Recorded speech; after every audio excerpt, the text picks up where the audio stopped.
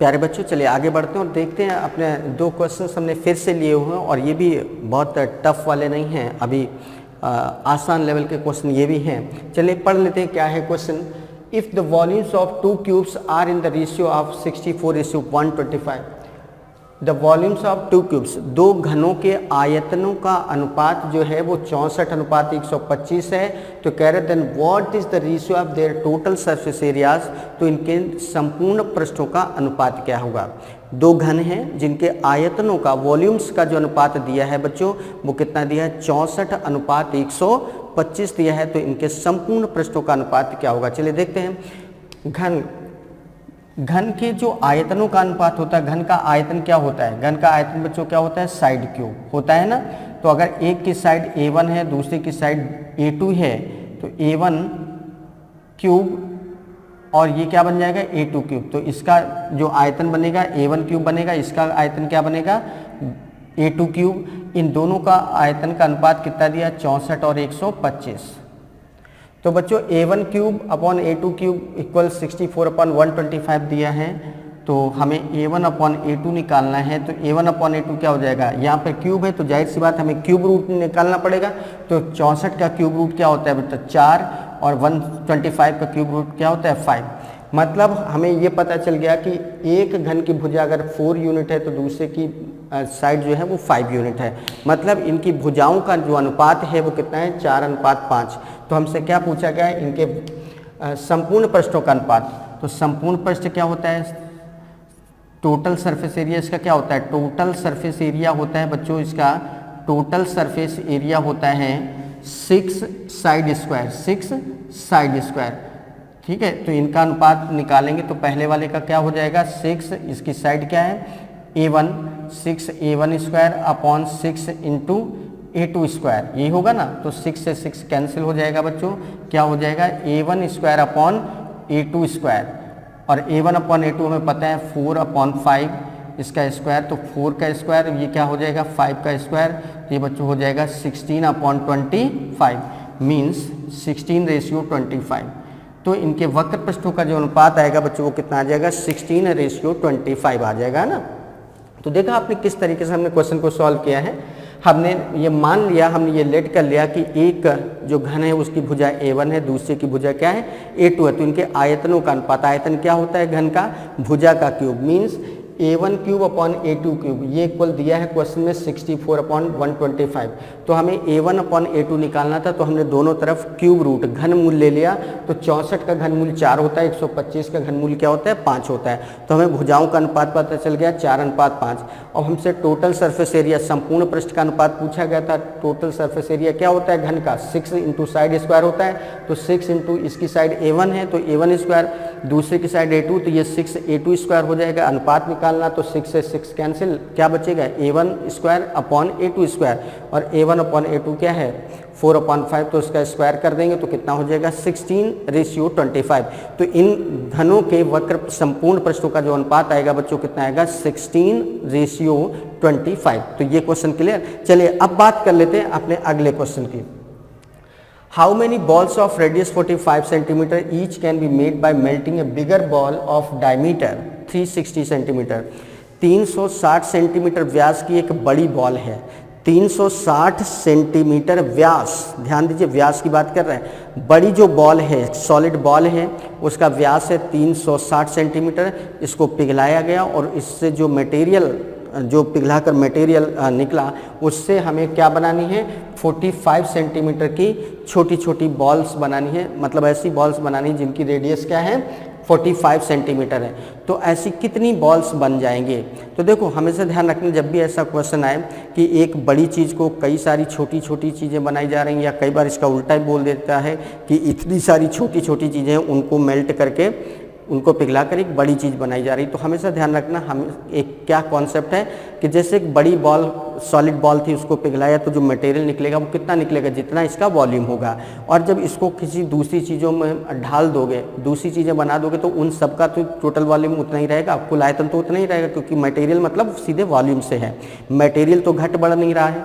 भाई उसको पिघला दिया गया और उसको पिघला कर कई सारी चीज़ें बना ली, तो वो कई सारी जो चीज़ें आएंगी उनका भी आयतन तो उतना ही रहेगा जितना उस एक बड़े वाले का आयतन था। तो कॉन्सेप्ट समझ में आया, मतलब जितना एक बड़े वाले का आयतन होगा उतना ही छोटे वाले जो आपने बनाए उन सब का आयतन रहेगा।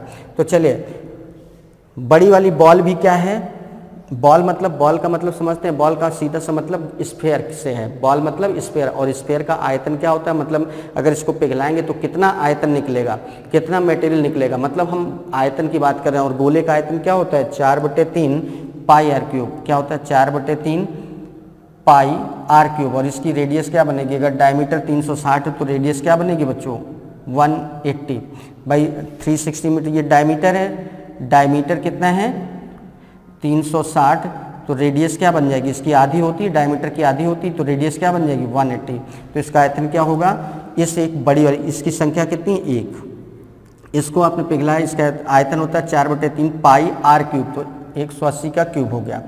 अब इसी को पिघलाकर आपको छोटी छोटी बॉल्स बनानी जिनकी रेडियस क्या है 45 है। मान लिया इनकी संख्या कुल कितनी है, n है, n इंटू, और हर बॉल का आयतन कितना होगा 4/3 पाई आर क्यूब, इसकी रेडियस क्या है 45, इसका क्यूब कर देंगे, है ना बच्चों।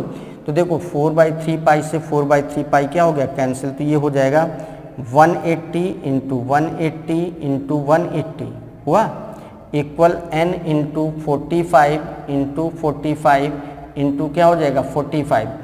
अब 45 से डिवाइड करोगे तो कितना आ जाएगा बच्चों 4, इस 45 से डिवाइड करोगे तो कितना आ जाएगा बच्चों 4, इस 45 से डिवाइड करो कितना आ जाएगा 4, तो n इक्वल कितना आ गया 64 बॉल्स। तो छोटी छोटी जो 45 सेंटीमीटर रेडियस की आप छोटी छोटी बॉल्स बना रहे हैं उनकी संख्या कितनी होगी 64 बॉल्स बनेगी। तो कॉन्सेप्ट बच्चों समझ में, बहुत बढ़िया क्वेश्चन था। और ये क्वेश्चन जो अभी डिस्कस किया ये बहुत इंपॉर्टेंट क्वेश्चन, ये बहुत सारे एग्जाम्स में पूछा जाता है, चाहे वो MTS की बात करें, चाहे हम CHSL की बात करें, चाहे हम CGL की बात करें, या बैंकिंग एग्जाम में कभी कभार मेंसुरेशन का क्वेश्चन पूछा जाता है, तो वहाँ पर भी इस टाइप का क्वेश्चन ही अधिकतर पूछा जाता है। तो ये क्वेश्चन एग्ज़ाम के पॉइंट ऑफ व्यू से बहुत बहुत ज़्यादा महत्वपूर्ण है। और कॉन्सेप्ट हमने बता दिया कि जब भी कभी ऐसा हो तो बहुत अच्छे से बस एक बात ध्यान रखना कि जैसे एक कोई बहुत बड़ी चीज़ है, जब हम उसको स्मेल्ट करके पिघला कर छोटी छोटी चीज़ें बनाएंगे तो जितना इस एक बड़ी वाली का वॉल्यूम होगा उतना उन सभी छोटी छोटी वालों का टोटल वॉल्यूम होगा। या इसका उल्टा कि छोटी छोटी कई सारी चीज़ें हैं, इनको पिघला कर बड़ी चीज़ बना रही, तो छोटी छोटी इन सभी चीज़ों का जितना भी टोटल वॉल्यूम होगा उतना उस एक बड़ी वाली के वॉल्यूम के बराबर होगा। तो बस वही यहाँ पर किया गया कि बड़ी एक बॉल थी, एक, इसकी संख्या क्या थी 1, और इसका आयतन कितना होगा, गोले का आयतन, बॉल मतलब गोले, गोले का आयतन क्या होता है 4/3 पाई आर क्यूब, तो 4/3 पाई, और इसकी रेडियस क्या है 180, 180 का क्यूब कर दिया। अब छोटी छोटी इससे कितनी बॉल बनेगी हमें नहीं पता है, तो हमने लेट कर लिया कि छोटी छोटी बॉल्स कितनी बनेगी, n बॉल बनेगी, तो n इंटू, और हर बॉल का आयतन क्या होगा 4/3 पाई आर क्यूब, मतलब इसकी रेडियस क्या है जो अब हमें बनानी है 45। और इस तरीके से वैल्यू रखकर इसको जब हम सॉल्व करेंगे तो इस तरीके से हमारा आंसर क्या आ जाएगा 64 बॉल्स। तो दोनों क्वेश्चन आपने देखे बच्चों, बहुत बहुत बढ़िया क्वेश्चंस थे, समझने के पॉइंट ऑफ व्यू से सारे क्वेश्चन बहुत बढ़िया अब आपको मिलने वाले हैं। तो बस अब तैयार हो जाइए, कमर कस लीजिए कि अब हमें 3D के क्वेश्चंस को बहुत, क्योंकि 4 क्वेश्चंस ये जो हमने बताया, पहला, दूसरा, तीसरा और चौथा, पहला बहुत आसान था, दूसरा भी बहुत आसान था, फिर तीसरा और चौथा थोड़ा सा हमने क्या किया अपग्रेड किया, और अब जो क्वेश्चन आएंगे बस वो लगातार इस तरीके से चेंजेस होते चले जाएंगे, जिससे कि आपको हर क्वेश्चन में एग्ज़ाम पॉइंट ऑफ व्यू से क्या चीज़ें समझनी, कैसे क्वेश्चंस आते हैं, कौन से क्वेश्चंस पर आपको बहुत ज़्यादा फोकस करना है, कंसंट्रेट करना है, इस तरीके की चीज़ें आपको आगे मिलने वाली है। तो चलिए अब बात करते हैं अपने अगले क्वेश्चंस की। ओके प्यारे बच्चों, चलिए आगे बढ़ते हैं और देखते हैं अपना अगला क्वेश्चन क्या है।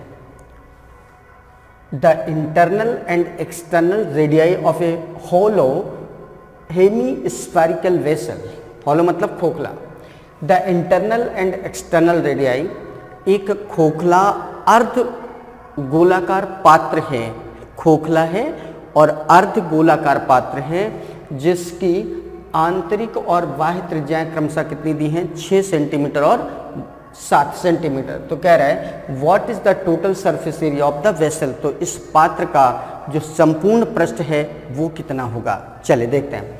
देखो बच्चों, जो अभी हमने आपको बताया था कि अर्धगोला जो होता है, अर्धगोले का जो संपूर्ण पृष्ठ होता है वो कितना होता है, अर्धगोले का संपूर्ण पृष्ठ क्या होता है 3 पाई r²। जैसे ये अर्धगोला है, इस तरीके से ये अर्धगोला है ना, इस तरीके से ये अर्धगोला है और इसकी कुछ सिचुएशन इस ढंग से है, ऐसे है। ये जो आंतरिक त्रिज्या है वो कितनी बच्चों, स्मॉल r मान लेते हैं और बाह्य त्रिज्या यहाँ से यहाँ तक जो है वो हम कितना मान लेते हैं, कैपिटल R। तो हम बाहर बाहर अगर इसके अर्धगोले का संपूर्ण पृष्ठ देखें तो एक्सटर्नली मतलब बाहर बाहर अगर हम देखेंगे तो इसका जो टोटल सरफेस एरिया होगा, एक्सटर्नली टोटल सरफेस एरिया होगा वो बच्चों कितना होगा, ये हो जाएगा आपका 3 पाई r स्क्वायर, क्योंकि बाहर वाले अर्धगोले की जो रेडियस है वो कितनी है, कैपिटल R है, इस तरीके से है ना, ये हो गया। और अंदर अंदर जो बनेगा इसका टोटल सरफेस एरिया, ये चीज़ तो इसमें इन्वॉल्व हो गई, ऊपर एक सर्किल बनेगा, ऊपर एक सर्किल बनेगा। तो इस तरीके से अगर हम देखें तो पूरे हेमिस्फीयर का देन टोटल सरफेस एरिया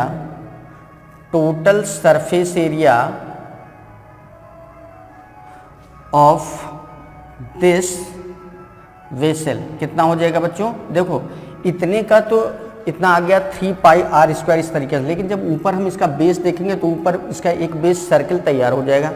तो सर्किल का रेडियस क्या होगा, पाई r स्क्वायर, क्योंकि इसकी ये जो ऊपर सर्किल बन रहा है टॉप पर, जो इसका इस तरीके से ये जो ऐसे ऐसे गोल इसका सरफेस बनेगा उसका एरिया कितना होगा, पाई r स्क्वायर। तो ये टोटल जो संपूर्ण पृष्ठ होगा वो कितना हो जाएगा बच्चों, 3 पाई r square plus pi r square होगा ना। अब बस इसमें वैल्यू रखनी, तो देखो पाई तो कॉमन हो जाएगा, पाई कॉमन हो गया तो क्या आ गया, 3 r square plus r square. अब वैल्यू रखो तो ये कितना हो जाएगा बच्चों, 3 पाई तो ऐसे ही बना रहा, 3 r स्क्वायर, r क्या है बच्चों, बाहर वाली रेडियस हमें कितनी दी है भाई, यहाँ पर कैपिटल R की वैल्यू कितना दी है, 7 सेंटीमीटर, और स्मॉल r की वैल्यू कितनी दी है, 6 सेंटीमीटर। ये वैल्यू यहाँ पर रखेंगे तो 3 × 7 प्लस r स्क्वायर मीन्स 6 × 6 कितना हो जाएगा, पाई 3 7 21 × 7 करेंगे तो 147 आएगा प्लस 36 आ जाएगा, कितना आ जाएगा बच्चों, पाई 6 7 13 3 और ये 80, ठीक है ना। तो फाइनली 183 पाई आ जाएगा। तो इस पात्र का जो संपूर्ण पृष्ठ आएगा, जो खोखला है उसका संपूर्ण पृष्ठ कितना आ जाएगा बच्चों, 183 पाई आएगा। एक बार फिर से समझ लीजिए, इस तरीके की सिचुएशन है, बाहर बाहर जो रेडियस है वो कैपिटल R है, अंदर अंदर जो रेडियस वो स्मॉल r है। कैपिटल R मतलब जो बाहर बाहर से त्रिज्या दी है वो कितनी दी है, 7 सेंटीमीटर, जो अंदर अंदर त्रिज्या दी है वो कितनी दी है बच्चों, 6 सेंटीमीटर। तो कैपिटल R की वैल्यू है 7 सेंटीमीटर, स्मॉल r की वैल्यू है 6 सेंटीमीटर। अब अगर हम एक्सटर्नली टोटल सरफेस एरिया देखें तो अर्धगोले का जो संपूर्ण पृष्ठ होता है बच्चों वो कितना होता है, 3 पाई r स्क्वायर।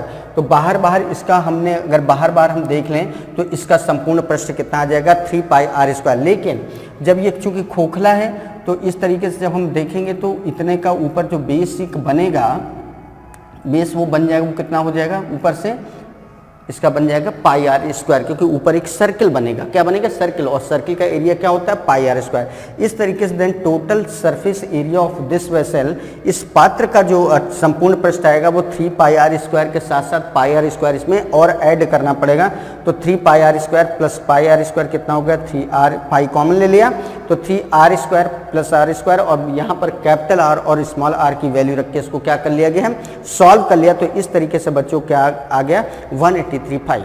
इस तरीके से चीज़ें हमें बच्चों यहाँ पर समझनी पड़ेंगी। 3D में एक और भी बड़ी बात होती है कि 3D में एग्जैक्ट सिचुएशन हम देख पाएँ, ये कई बार पॉसिबल नहीं होता है। इसको हमें एज्यूम करना पड़ता है, सोचना पड़ता है कि इसका मतलब यही होगा, हमें ऐसा ही करना है, ठीक है, क्योंकि यहाँ हर चीज़ के एक्सपेरिमेंट करके आप नहीं देख पाएंगे।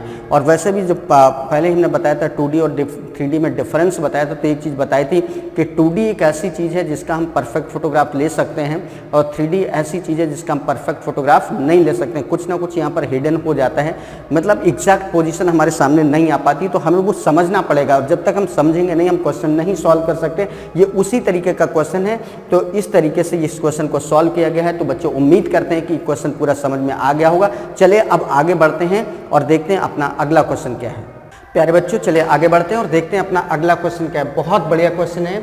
If the curved surface area of a solid cylinder, एक ठोस लंबवृत्तीय बेलन का जो कर्व्ड सरफेस एरिया मीन्स वक्र पृष्ठ है, is 1/3 of its total surface area, जो वक्र पृष्ठ है इसके संपूर्ण पृष्ठ का 1/3 है, 1/3 है। Then what is the ratio of its diameter to its height, तो इसके व्यास और इसकी ऊंचाई का अनुपात क्या होगा। तो इसके व्यास और इसकी ऊंचाई का अनुपात क्या होगा। बहुत बढ़िया क्वेश्चन है बच्चों, चलिए समझते हैं। देखिए कंडीशन क्या दी है, जो इसका कर्व्ड सरफेस एरिया है मीन्स CSA, वो दिया है 1/3 है किसका, TSA का, टोटल सरफेस एरिया का। मतलब जो वक्र पृष्ठ है बच्चों वो TSA मतलब संपूर्ण पृष्ठ का 1/3 है, 1/3 है, means CSA equal 1/3 of TSA, total surface area. Clear है ना। तो ये तो कंडीशन दी है। अब देखो अगर हम इसको ऐसे क्रॉस मल्टीप्लाई कर दें तो 3 इंटू CSA इक्वल क्या हो जाएगा बच्चों, TSA हो जाएगा ना। और 3 into CSA cross section area, जो वक्र पृष्ठ होता है वो सिलेंडर का जो वक्र पृष्ठ होता है, बेलन का जो वक्र पृष्ठ होता है बच्चों, पीछे आपने फार्मूले में देखा है, जो बेलन का वक्र पृष्ठ होता है ये होता है 2πRh। क्या होता है, 2πRh। तो यहाँ पर हम लिख देंगे 2πRh, ये बेलन का क्या हो गया, वक्र पृष्ठ, इक्वल बेलन का संपूर्ण पृष्ठ। संपूर्ण पृष्ठ क्या होता है, देखो फिर से हम एक बार अपनी बात को बताते हैं। ये शेप होता है बेलन, जैसे ये हमारे हाथ में पेन है, ये क्या है, बेलन का शेप है। तो इस तरीके से इसको अगर हम कवर करते हैं तो ये हमारा क्या कहलाता है, इस तरीके से अगल बगल से इस तरीके से कवर करेंगे तो ये कहलाएगा हमारा CSA कहलाता है, कर्व्ड सरफेस एरिया कहलाता है। और ऊपर और नीचे भी कवर कर देंगे तब ये बन जाता है TSA। तो ये चीज़ तो हमारी 2πRh होती है। अब ऊपर क्या बन रहा है, देखो एक सर्किल बन रहा है कि नहीं, और नीचे भी एक सर्किल बन रहा है। तो 2 सर्किल के बराबर इसमें एरिया क्या होता है, ऐड हो जाता है। तो TSA को हम क्या लिख सकते हैं, वक्र पृष्ठ प्लस 2πR, ये तो होगा प्लस 2 सर्किल के बराबर एरिया इसमें क्या होता है, ऐड हो जाता है। तो 2πRh प्लस 2πR², ये क्या बन गया, आपका संपूर्ण पृष्ठ TSA बन गया। क्लियर है ना। अब इसको सॉल्व करेंगे तो ये हो जाएगा बच्चों 6πRh, 6πRh इक्वल, इधर देखो बच्चों 2πR क्या हो गया, कॉमन हो गया, क्या बचेगा, H प्लस R बचेगा। तो πR से πR बच्चों क्या हो गया, कैंसिल हो गया, है ना। πR से πR कैंसिल हो गया, ये क्या बच जाएगा, 6H इक्वल, ये हो जाएगा आपका 2H प्लस 2R। क्लियर है। इसको इधर कर देंगे तो कितना आ जाएगा बच्चों, 6H माइनस 2H कितना हो जाएगा, 4H इक्वल 2R। 2 से और डिवाइड कर देंगे तो ये आ जाएगा R इक्वल 2H आ जाएगा। अब एक काम करते हैं, हमसे डायमीटर का और किसका रेशियो पूछा गया, डायमीटर और हाइट का रेशियो पूछा गया था। तो एक काम करते हैं, ये आ गया हमारा 2H equal R, means R equal 2H, और डायमीटर बच्चों क्या होता है 2R। तो 2R इक्वल क्या हो जाएगा, अगर इसको दोगुना कर रहे हैं तो ये भी दोगुना हो जाएगा, क्या हो जाएगा 4H, और 2R ही क्या होता है, डायमीटर होता है, तो ये डायमीटर हो गया, डायमीटर इक्वल 4H हो गया। तो D और H का अनुपात बताना, तो D/H इक्वल क्या हो गया, 4/1, 4 ये अपॉन में आएगा, तो इसके ये इधर 1 है तो 1 में आ जाएगा। इसलिए इसके व्यास D क्या है बच्चों, यहाँ पर व्यास, और H क्या है, ऊंचाई। तो व्यास और ऊंचाई का जो अनुपात आएगा बच्चों वो कितना आ जाएगा, 4:1। इस तरीके से बच्चों इस क्वेश्चन को सॉल्व किया गया। एक बार फिर से देख लेते हैं। क्वेश्चन के अकॉर्डिंग इस बेलन का जो वक्र पृष्ठ मतलब CSA दिया था वो संपूर्ण पृष्ठ का क्या दिया था, 1/3। तो CSA इक्वल क्या कर दिया, 1/3 ऑफ TSA हो गया। फिर इसका हमने CSA लिख दिया। बेलन का जो वक्र पृष्ठ होता है वो क्या होता है, 2πRh, तो 3 इंटू 2πRh हो गया। और इसका जो संपूर्ण पृष्ठ होता है वो क्या होता है, 2πRh प्लस 2πR²। इसको जब हमने इस तरीके से सॉल्व कर लिया तो हमें एक रिलेशनशिप मिल गई 2H equal R। 2H equal क्या मिल गया, R। और हमसे पूछा गया है क्वेश्चन में एक्चुअली कि व्यास और ऊंचाई का अनुपात क्या है, तो R त्रिज्या हमें पता है, इसको दोगुना कर देंगे तो 2r कर देंगे, r की जगह 2r करेंगे तो 2h की जगह क्या हो जाएगा 4h, मतलब 2r इक्वल क्या है 4h, और 2r ही को क्या कहते हैं, त्रिज्या के दोगुने को क्या कहते हैं, व्यास ही तो कहते हैं। तो 2r की जगह हमने क्या लिख दिया d इक्वल 4h, तो इससे d और h का अनुपात जो आएगा 4:1 आ जाएगा। तो ये था आपका इस क्वेश्चन का अभीष्ट उत्तर बच्चों। तो उम्मीद करते हैं कि क्वेश्चन बहुत अच्छे से समझ में आ गया होगा, किस कंडीशन में सॉल्व किया, क्या कंडीशन दी गई थी और कैसे सॉल्व हुआ। अच्छा क्वेश्चन था, बहुत ज़्यादा टफ नहीं था, बट अच्छा क्वेश्चन था। तो चलिए अब इजाज़त दीजिए आगे बढ़ने की, और हम लोग देखते हैं कि अपना अगला क्वेश्चन क्या आने वाला है। ओके प्यारे बच्चों, चलिए आगे बढ़ते हैं और देखते हैं अपना अगला क्वेश्चन क्या है। अपना अगला क्वेश्चन बहुत बढ़िया सा क्वेश्चन है, समझिए क्या है। A roller in the shape of a cylinder, एक रोलर जिसका जो शेप है वो बेलनाकार है, हैज डायमीटर ऑफ 1 मीटर, और इसका जो व्यास है वो कितना है बच्चों 1 metre, and length of 1/4 metre, और जो इसकी लेंथ है उसकी जो लेंथ है बताई गई है 1/4 मीटर है। तो if the speed at which the roller rolls is 14 revolution per minute, और ये प्रति मिनट 14 चक्कर लगाता है। एक मिनट में कितने चक्कर लगाता है 14 चक्कर लगाता है। तो कह रहा है then the maximum area that it can roll in 1 hour, तो ये 1 घंटे में कितनी एरिया को रोल कर देगा, ठीक है ना। तो चले देखिए पहले समझते हैं बच्चों, रोलर का जो शेप है वो इस तरीके से है, ऐसे ये रोलर का शेप है ना। इसकी रेडियस बच्चों कितनी है, देखिए डायमीटर जो इसका दिया है, डायमीटर दिया है 1 मीटर, देन रेडियस बच्चों कितनी हो जाएगी, देन रेडियस हो जाएगी, रेडियस कितनी हो जाएगी बच्चों इसका हाफ, मतलब 1/2 मीटर। क्लियर है ना, डायमीटर 1 मीटर है, देन रेडियस क्या हो जाएगी हाफ मीटर, ठीक है। अब इसकी जो लेंथ है यहाँ से यहाँ तक लेंथ ये कितनी है 1/4 मीटर, 1/4 मीटर मीन्स इसकी जो लेंथ है वो 4 1 4 1 5/4, लेंथ क्या है बच्चों, लेंथ है 5/4 मीटर, है ना बच्चों। जो लेंथ है इसकी जो लेंथ बताई गई वही तो इसकी हाइट है, तो यहाँ पर उसने लेंथ के टर्म में बोल दिया है, बट हमको समझना ये है कि ये जैसे ये रोलर है, रोलर इस तरीके से ऐसे ऐसे ऐसे ऐसे राउंड करता हुआ आगे बढ़ता है, तो ये चीज़ इसकी जो लेंथ बताई गई है, अगर हम सीधे ऐसे सिलेंडर को रखकर बात करें तो ये हाइट हो जाएगी। तो लेंथ और हाइट एक ही चीज़ है कि नहीं है, तो इसमें बिल्कुल परेशानी की कोई बात नहीं कि यहाँ पे लेंथ टर्म आ गया है, और मेंसुरेशन में तो हम मोस्टली हर जगह बात करते हैं हाइट की, तो ये समझना पड़ेगा। देखिए फिर से समझिए, इस तरीके से रोलर का ऐसे ऐसे ये ऐसे राउंड करता हुआ ऐसे ऐसे राउंड करता हुआ आगे बढ़ता है, तो ये जो है चीज़ 1/4 मीटर इसकी लेंथ है, मीन्स यही क्या है इसकी हाइट है। क्लियर है ना, अगर हम इसको एज ए सिलेंडर ट्रीट कर रहे हैं तो क्या है ये हाइट हो गई। अच्छा एक बात बताओ बच्चों, जब ये रोलर ऐसे चला और अपना ऐसे ऐसे करके एक चक्कर इसने पूरा का पूरा कंप्लीट कर दिया, तो कितना एरिया कवर किया होगा, कितने एरिया को इसने रोल किया होगा, जल्दी से बताइए कितना एरिया रोल करेगा जब ये एक चक्कर कंप्लीट कर लेगा। सिंपल सी बात है, जितना इसका कर्व्ड सरफेस एरिया आएगा, कितना कर्व्ड सरफेस एरिया के बराबर एरिया को ये क्या करेगा रोल करेगा। और सिलेंडर का कर्व्ड सरफेस एरिया बच्चों क्या होता है, curved surface area, curved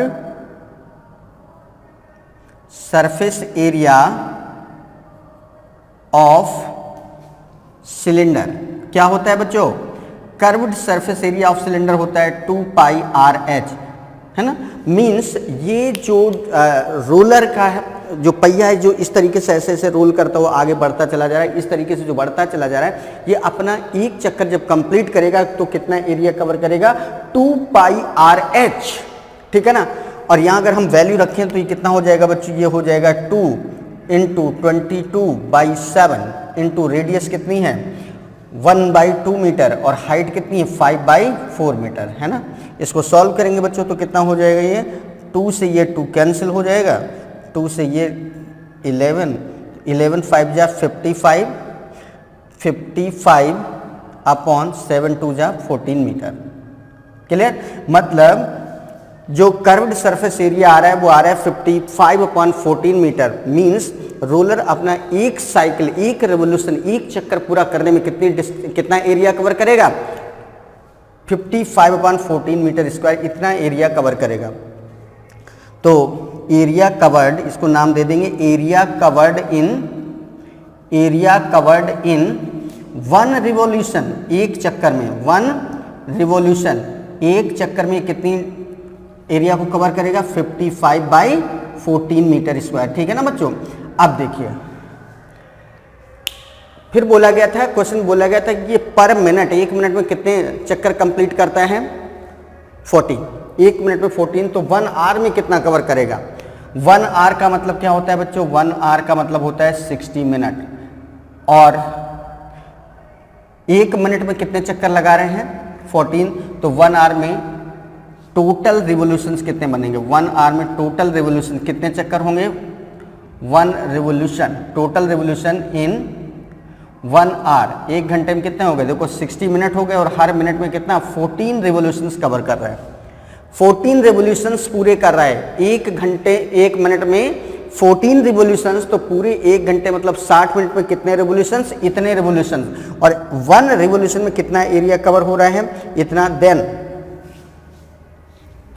then area rolled in 1 hour, एक घंटे में कितना एरिया ये रोल करेगा, तो देखिए 1 आवर में इतने रिवोल्यूशंस हो रहे हैं, कितने रिवोल्यूशन 60 × 14, और हर रिवोल्यूशन में कितना एरिया कवर हो रहा है, इतना, तो इससे क्या कर देंगे मल्टीप्लाई, तो ये हो जाएगा 55/14, 14 से बच्चों ये 14 कैंसिल हो जाएगा, तो ये कितना हो जाएगा 6 × 5 = 30 मीन्स 3, 6 × 5 = 30 एंड 3, है ना, तो इतने metre square, 3300 metre square area ये रोल्ड करेगा रोलर, कितने 1 आवर में। क्लियर है ना। तो ये था बच्चों क्वेश्चन, तो बहुत बारीकी से हमें चीज़ों को यहाँ पर समझना है। एक बार चलिए फिर से नज़र डाल लेते हैं क्वेश्चन के। देखिए ये सिचुएशन थी, इस तरीके से ये रोलर का पहिया होता है और ये इस तरीके से ऐसे ऐसे रोल करता हुआ आगे ऐसे बढ़ता जाता है, और ये रोलर का जो पहिया है, रोलर का जो पहिया है या रोलर है, वो अपना एक चक्कर जब कंप्लीट करेगा, 1 रिवोल्यूशन जब कंप्लीट करेगा, तो कितना एरिया कवर करेगा, जितना इसका क्या होता है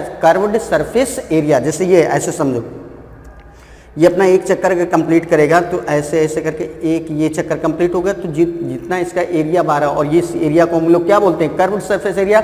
मतलब एक रिवोल्यूशन में ये रोलर अपने कर्व्ड सरफेस एरिया के बराबर एरिया को रोल करेगा, है ना। तो कितना हो जाएगा, जबकि बाकी सारी चीज़ें दी, इसका डायमीटर 1 मीटर दिया था, तो रेडियस 1/2 मीटर हो गया, और जो इसकी लेंथ है यही इसकी क्या बन जाएगी हाइट, तो ये हो जाएगा 1/4 मीटर मीन्स 5/4 मीटर।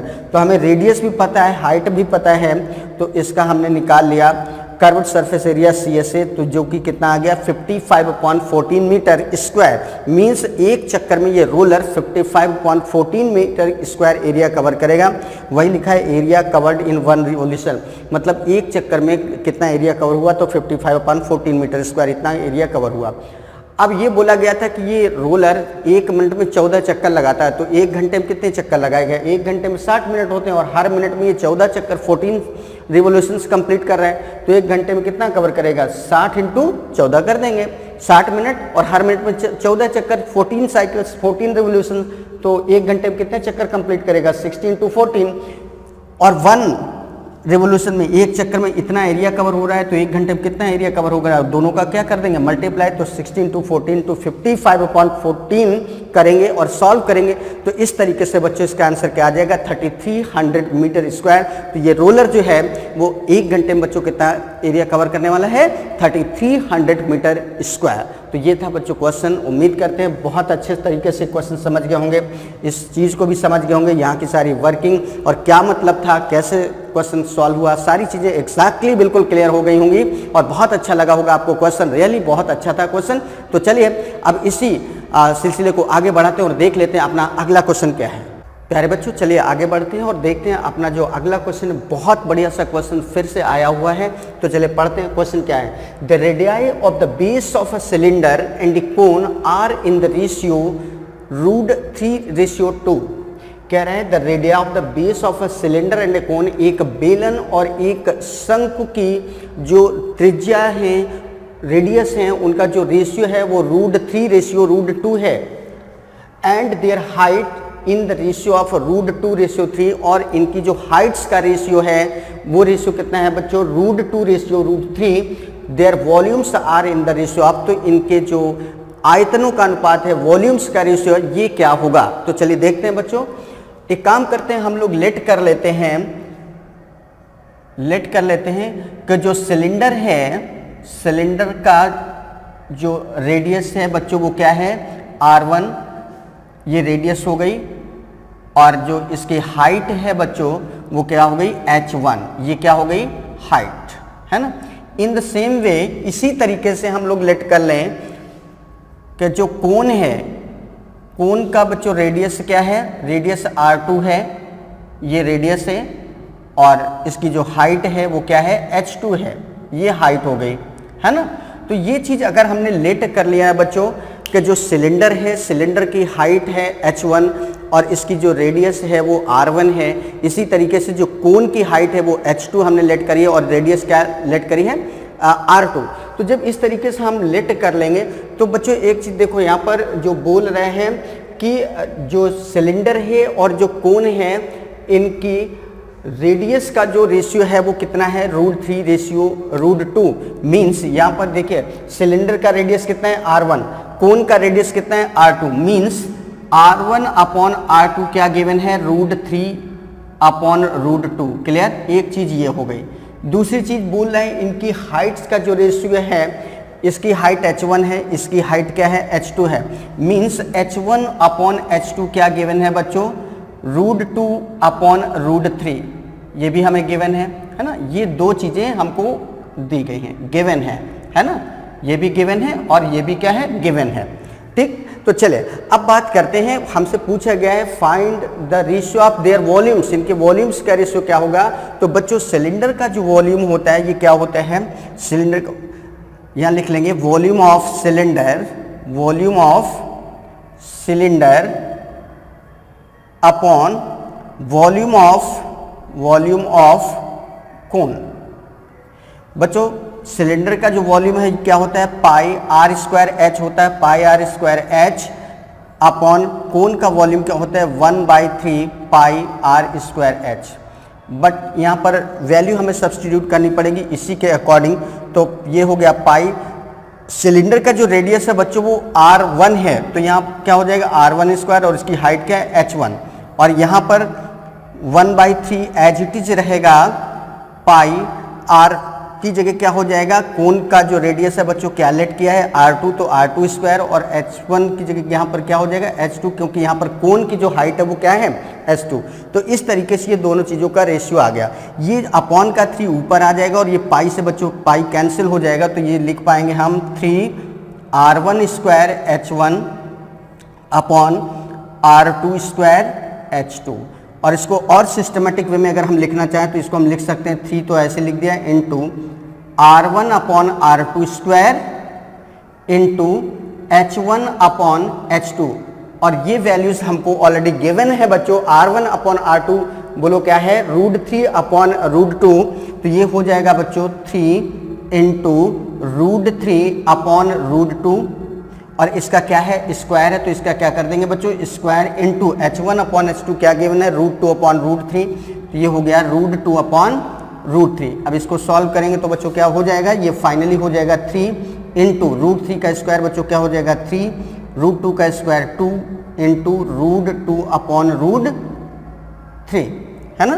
तो ये हो जाएगा बच्चों आपका 3 3 = 9, 9 √2 अपॉन 2 √3, है ना। तो और थोड़ा सा इसको सॉल्व कर लेंगे बच्चों, तो ये हो जाएगा 9 √2, और इसको लिख सकते हैं √2 इंटू √2 इंटू √3, है ना।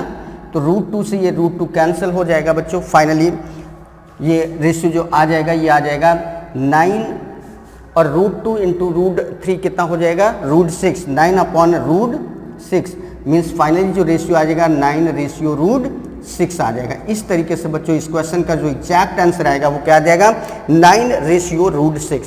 तो देखा बच्चों आपने किस तरीके से, कितना बढ़िया सा क्वेश्चन था और कितने सिस्टमेटिक अप्रोच में हम लोगों ने इस क्वेश्चन को सॉल्व किया है। एक बार फिर से देख लेते हैं क्वेश्चन में कहीं कोई प्रॉब्लम ना रह जाए।